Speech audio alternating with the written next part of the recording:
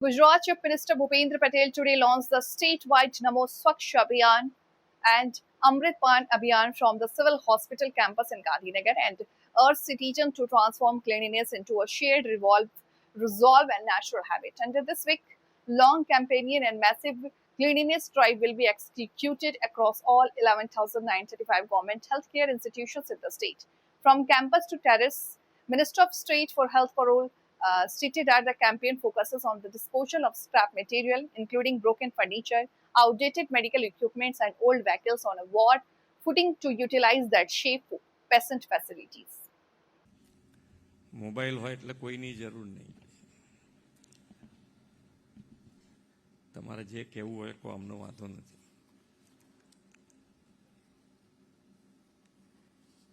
એટલે અમે અહીંયાથી બોલતા હોય પણ અમારા હાથમાં મોબાઈલ આવે તો પછી અમારો થોડો ટાઈમ એમાં જતો રહેતો હોય. નમો સ્વચ્છતા અભિયાન અને અમૃતપાન અભિયાનના રાજ્યવ્યાપી શુભારંભ કાર્યક્રમમાં આપણી સૌની સાથે મંચ ઉપર ઉપસ્થિત મારા સાથી મંત્રી શ્રી પ્રફુલભાઈ પાનસેરિયા, ગાંધીનગર મહાનગરપાલિકાના મેયર શ્રીમતી મીરાબેન પટેલ, જિલ્લા પંચાયતના પ્રમુખ શ્રી રાજેશ કુમાર પટેલ, આરોગ્ય વિભાગના અધિક મુખ્ય સચિવ શ્રી રાજીવ ટોપનો, શહેરી આરોગ્ય વિભાગના કમિશનર ડોક્ટર સંધ્યા ભુલ્લર, ગ્રામ્ય આરોગ્ય વિભાગના કમિશનર ડોક્ટર રતન કંવર ગઢવી, ગાંધીનગર મહાનગરપાલિકાના કમિશનર જે.એસ. પ્રજાપતિ, કલેક્ટર શ્રી રવિન્દ્ર ખટાલે, જિલ્લા વિકાસ અધિકારી ડોક્ટર હસરત જાસ્મીન, આમંત્રિત સર્વે મહાનુભાવ, પ્રેસ મીડિયાના મિત્રો, સૌને મારા નમસ્કાર.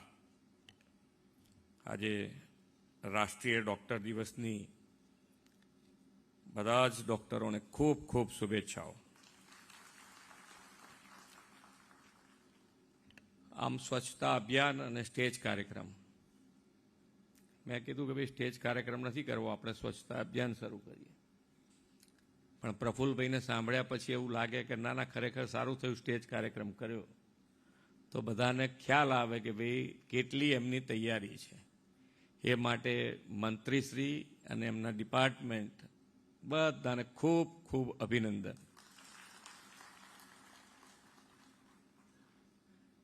આપણને બધાને ખબર છે કે પહેલું સુખ તે જાતે નર્યા અને પ્રિવેન્શન ઇઝ બેટર ધેન. બધાએ ખબર છે, બધા બોલવામાં બધું આપણે બોલીએ જ છીએ, કશું તકલીફ જ નથી. એમ કોઈને બી વાત કરવાની હોય, કોઈને કહેવાનું હોય, પણ હું સલાહ આપું, મારે કરવાની વાત તું છોડ દે યાર, તું એ બધામાં ના પડી, તું જોઈએ એટલે લઈ જા મારી પાસે સલાહ, પણ બાકી તું મને કરવાનું ના કહી. અને દરેક જગ્યાએ પ્રોબ્લેમ નાનો મોટો આપણને એ જ થાય કે ભાઈ મારી દેખતા કોક કચરો નાખે એટલે મને એમ થાય કે તારે પેલા નાખ્યો, મારા હાથમાં ક્યારનો લઈને ફરું છું, ડસ્ટબિન દેખાતું નથી, એટલે પછી હું ધીમે રહીને પછી એક સહજ સ્વભાવ છે આપણા બધાનો, એમાં કોઈ એકબીજાની ઉપર આંગળી કરવાની વાત જ નથી, એની અંદર સહજ સ્વભાવ છે. પણ એની અંદરથી આપણે બહાર નીકળવું છે. આજે આપણા નેતૃત્વ આપણને એવું મળ્યું છે કે ભાઈ સ્વચ્છતા અને સ્વાસ્થ્ય બંનેને તમે જુદું કેવી રીતે પાડી શકો, બે એક જ સાથે ચાલતું. આપણું સ્વાસ્થ્ય માટે પણ દરેકે દરેક, તમે જુઓ માનનીય વડાપ્રધાન શ્રી કેટલા બધા સ્વાસ્થ્ય માટે પગલાં લીધા છે. સ્વચ્છ પીવાનું પાણી આવે, ગેસના ધુમાડામાંથી બહાર નીકળવા માટે ઉજ્જવલા યોજના, બધાના ગેસના બાટલાની વ્યવસ્થા કરી હોય. દરેકે દરેક વસ્તુમાં યોગ કરવાનું કીધું છે, પણ એ આપણે નથી કરી શકતા. હવે કે આયુષ્યમાન કાર્ડ છે ને, આપણે ક્યાં જરૂર છે હવે યોગ કરવાની.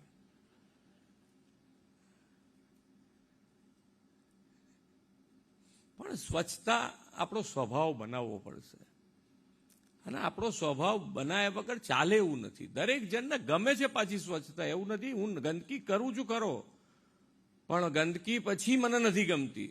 થોડી વાર પછી પાછો ત્યાંથી હું નીકળું તો પછી એ ગંદકી પાછી મને નથી ગમતી. તો આપણો સ્વભાવ બનાવવો પડશે. અને સરકારી વ્યવસ્થાઓમાં દરેકે દરેક જણ તમારી સાથે ઊભા રહેવા તૈયાર છે, બધા સાથે ઊભા રહેવા તૈયાર છે.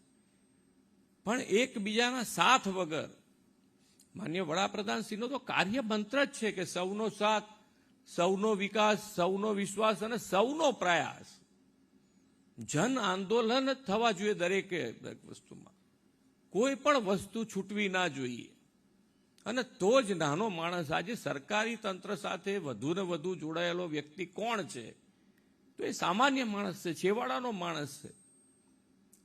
તો એની આપણે મદદરૂપ થવા માટેની જ્યારે બધું જ યોજનાઓ બનાવતા હોય તો એને કેવી રીતે વધુ ને વધુ સારી રીતે સગવડો આપી શકીએ આપણે, એના માટેનું અભિયાન, એમાંય સ્વચ્છતા અભિયાન કરી રહ્યા છે આપણે. અને સ્વચ્છતા અભિયાન 7 દિવસનું કરીને આપણે છૂટી જવા નથી માંગતા.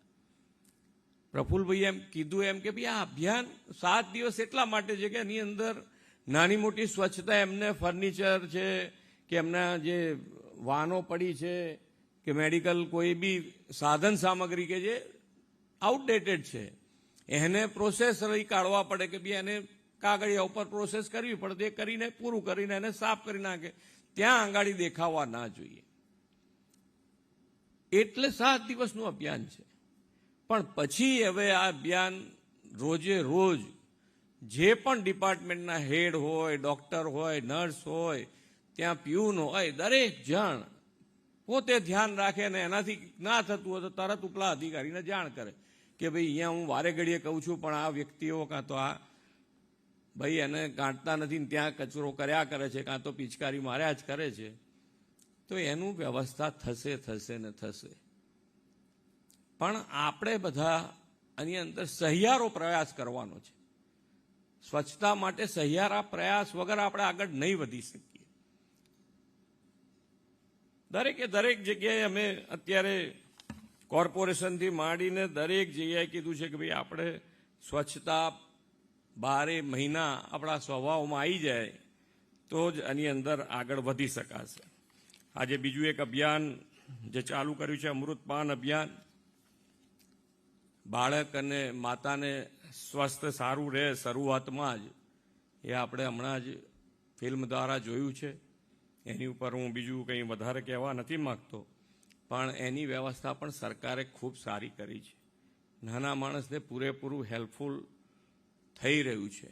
ફક્ત ને ફક્ત આપણી પણ એની અંદર જો ધ્યાન બેસે કે ભાઈ કોઈને સલાહ સૂચનમાં અથવા તો એમને પડતી મુશ્કેલીમાં આપણે કેવી રીતે સહભાગી થઈ શકીએ, તો આ અભિયાન પણ ખૂબ સારું અભિયાન છે કે ભાઈ શરૂઆતથી જ બાળક જો સ્વસ્થ હશે તો જ એ જીવનભર એના આપણા દરેકના જીવનમાં ખબર છે કે ભાઈ ખાલી એક ભૌતિકતા આપણી પાસે બધી હોય પણ જો ખાલી માથું દુખતું હોય ને તોય તમને કશું ના ગમે, ટીવીનો અવાજે ના ગમે.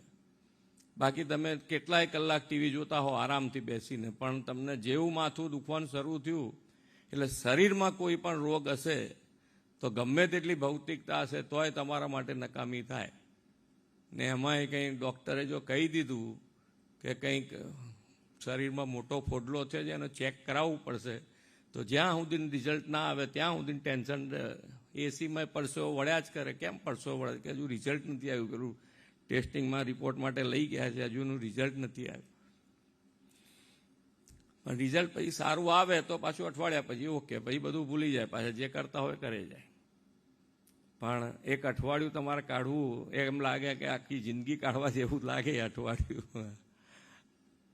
તો જેના જીવનમાં તકલીફ આવે, અને આયુષ્યમાન કાર્ડ એવું કાર્ડ છે કે જે નાના માણસો માટે તો એક મોટું અભયદાન છે. જેની પાસે પૈસા નથી એના માટે તો મોટું અભયદાન છે. અને ખૂબ સારું ઇન્ફ્રાસ્ટ્રક્ચરના કારણે આજે ગ્રામ્ય સ્તર સુધીના આપણી